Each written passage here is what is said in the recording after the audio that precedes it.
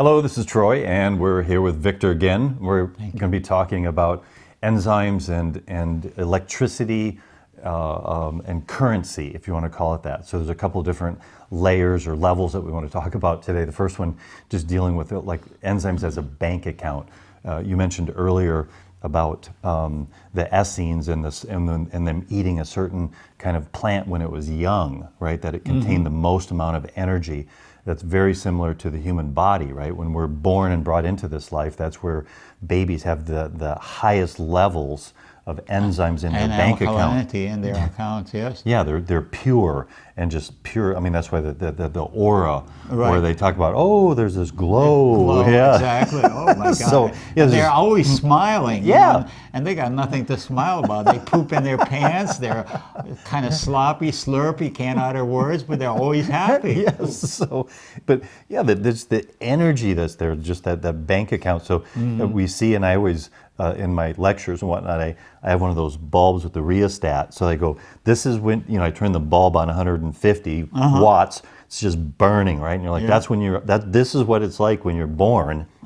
From an enzyme bank account perspective. Then I slowly, over the course of the seminar, I tweak, and turn the little rheostat down, and slowly, people don't even recognize it, right? It's just, it happens so insidiously and so slowly that over 5 years, 10 years, 20 years, suddenly you're like, wow, it just kind of creeps up on you, and then pretty soon, the light is so dull that it's useless. You can't read, you can't see anything, all right? And then, it goes out and life is over. So that whole preserving that energy, right, from the bank account perspective is huge, right? And that's why I think, I mean, at least for me, my respect for Victor and him living that life. It's not talking about it or some philosophical, oh yes, I mean you're living it. I mean, I've been to your place in Costa Rica. I mean, I see your lifestyle, I see what you do, and it's just such an inspiration. And not just for me, but for millions of people out there. Well, it's beautiful. You can do that in any part of the world.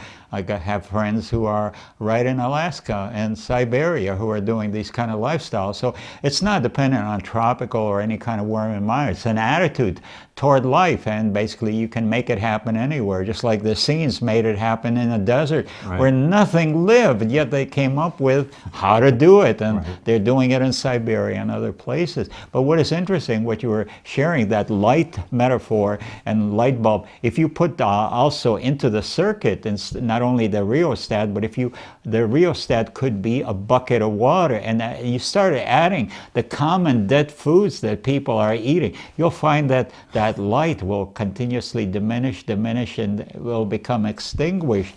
And acidity, in other words, which is what people are putting into their body. And guess what? Every one of your cells are tiny little batteries, nucleic acids, cytoplasma alkali.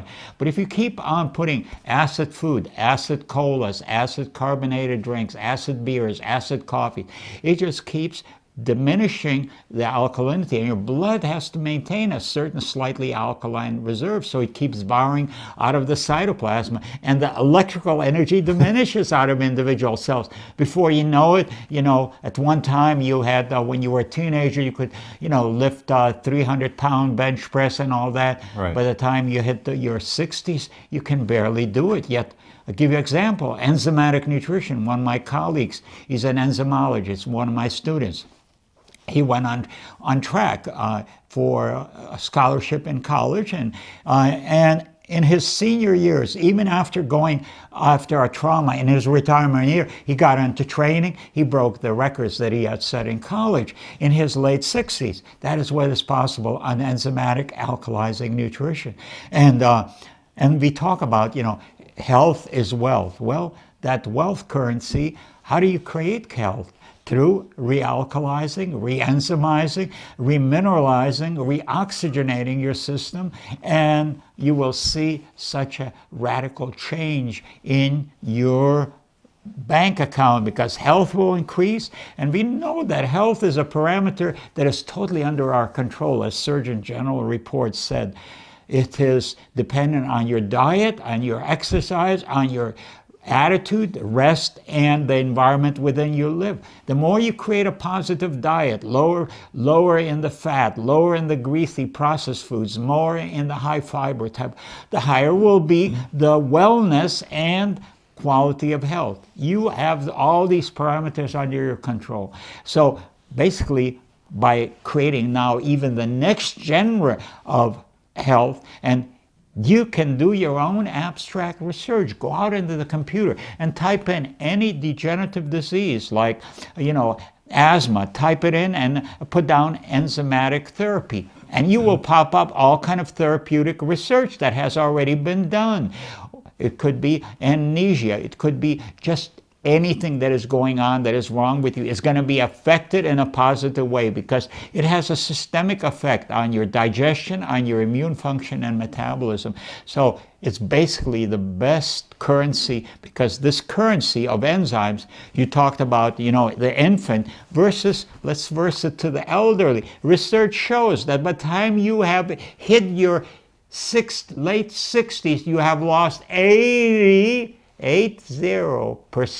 of your enzymatic content of your cells in comparison to an 18-year-old. And you can rebuild that, and by that time you're sick with all kind of garbage-related disease because when you don't digest your food, when you don't have adequate enough, you start storing and completely metabolized food that is really garbage. You become fat, your cardiovascular blood vessels become compromised, your lymph system becomes congested swamplands. This is all from incompletely metabolized foods. And all the therapies deal with getting the sludge out of your system, the natural therapies. And you can do it by restricting your food intake, increasing your enzyme intake. So basically, by going in the direction of increasing your enzyme currency, and you can build up to the enzymatic reserves of infancy. And what they're doing published in all kind of athletic research journals dealing with impact of nutrition on athletics. For instance, a person who's going through, let's say, kickboxing and contact sports, right. They experience tremendous amount of trauma. Yet when they are on just enzyme intake, they're taking with their meals and in between meals, they reduce already by over 60% of the contact sport injuries. When actual injuries do occur, the recovery time is, as by taking now on an intense saturation, like the systemic enzyme, is increased by over 85%. So basically, what that research we can abstract out of it is saying that the more enzymes you have, the less you will experience trauma and tissue damage, and more athletically you will be inclined to be behaving like a youngster. So why not make your greatest investment in the field of health re-enzymize just by start adding more enzymes with your meals, even beyond what is needed. The body stores it in your cells. It keeps it available for trauma. It makes your immune system operate optimally. You'll start regenerating your metabolic activities. You'll start functioning like a younger and younger person. And you'll start looking like a younger person. I have many lady friends who are in their 70s, yet they're dating guys who are in their 30s, not because they got deep pockets and everything. The guys don't even know how old they are. Right. You know, they're just fun, saging, they're rollerblading, they're climbing mountains, they're dancing a storm, and they're full of laughter and humor. Yeah. That is what is possible. Yes. No, I think about the climbing, the world of climbing, and the amount of energy required, and most of the climbing guys that I've spent the last 20 years with, I mean, yeah, they don't know anything about their body. They don't know anything about enzymes. I mean, and you see the injuries, you see all the issues that they're dealing with, and Yeah, I mean, look at you. Yeah, I mean, not a single injury yeah, throughout 20, the most yeah. demanding sports where so many people are dying. I mean, they're just not getting injured, but dying Yeah. in the process. Yeah, losing fingers, toes, I mean, all of these things, it's like, it's very important. And I always go back, I mean, this is a simple fact that most people don't realize, that you can only, if you're looking at the human body from an enzyme perspective, like Victor mentioned earlier, that we're an orderly, integrated succession of enzymatic reactions. That's all we are, is this enzyme energy. You can only do two things to that energy. One, you can speed it up or two, you can slow it down. Now, if you look inside of in the back end, if you're going the back door of any pharmaceutical company, they know this, right? And every drug that's ever been produced does one of these two things. Give you an example. So aspirin, everybody has taken aspirin, everybody knows what aspirin is. When you ask somebody, why does aspirin thin the blood? Or how does aspirin thin the blood? 99 out of 100 people, or maybe 100 out of 100 people can't tell you that. Well, there's a cascade, an enzymatic cascade that happens that involves specific enzymes. Aspirin inhibits one of those enzymes, so that cascade cannot finish its job and the blood stays thin. So that's based on slowing or stopping a particular enzyme. And then on the flip side of that, if you look at Viagra, so what does Viagra do? It obviously increases blood flow to a particular part of the body, right? And it produces that result and it works. So, but it's all pharmaceutical drugs are based on manipulating enzymes. That's why ultimately, if you look at what they're doing, it's not a symphony like you mentioned, right? What they're doing is that they're in some ways manipulating, right, what's going on in the body, and it throws so many other things out of balance, and right? that's where all the chemicals, side effects are listed on the TV commercial. Yeah, the first, like you mentioned, the first 1 minute of a 5-minute commercial are the benefits, and the other 4 minutes are all the side effects and the contraindications and all the issues you're going to have. So again, from a pure enzyme perspective, whether it's from, like we talked about, increasing your electrical energy, you're going to do that from either eating raw food or taking supplemental digestive enzymes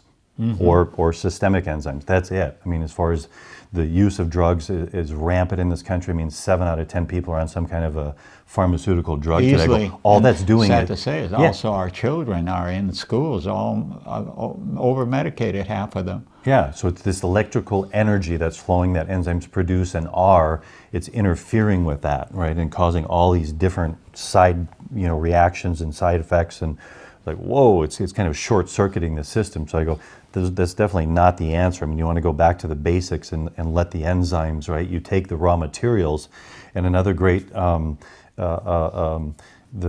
enzyme factor by Dr. Shinya talks about, and this is like your body's a warehouse for enzymes. So like you mentioned, 5,000 different enzymes discovered in the human body.